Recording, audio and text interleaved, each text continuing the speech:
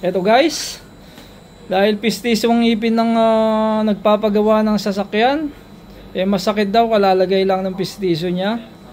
Sabi ko, konting adjust lang yan. Kung saan sumasakit ka ako, kikilin natin. So dentist naman tayo ngayon, dentista naman tayo ngayon. Eto guys, turo ko sa inyo kung paano kikilin ng isang pistiso na ipin. Okay. Bro, saan banda sumasakit bro? Gilagid. Dito, banda rito? Oo. Oh, yan, sigurado yan bro. Ito, ianuin natin dito, yan. Yan. Aglits guys. Hindi pa naigpitan. Banda rito bro ha? Oo, oo. Yan. So, kikilang mo lang dito yan oh. Dito. Tapos bawasan dito yan. Dito sumasakit sa banda rito bro. Oo, sumasakit. Yan. 500 euro yan. 500 to? Oo, ngayon, binalik ko sa ano, kasi hindi ako satisfied. Oh, yan. Kaya may discount ako ng 250. Eto, dito lang yan. Dentist naman po tayo ngayon.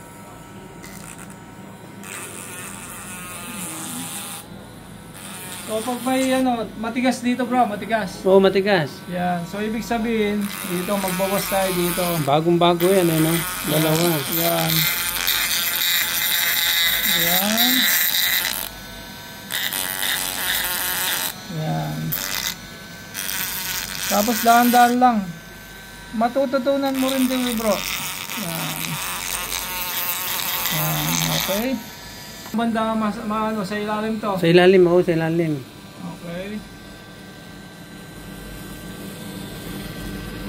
So, yan. Yan, hindi pantay, oh. Dentist naman tayo ngayon, mga kabatak.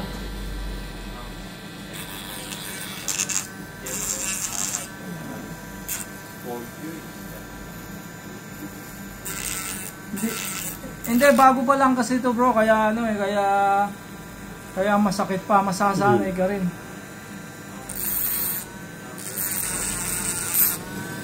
Yan.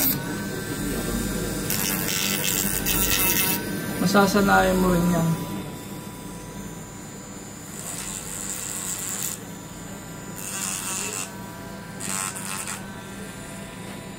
Okay guys, yung pong gustong magpapistiso, panoorin nyo lang yung YouTube channel ko. Kahit gaano kahigpit po ang inyong ipin, matatanggal natin sa pamamagitan ng grinder.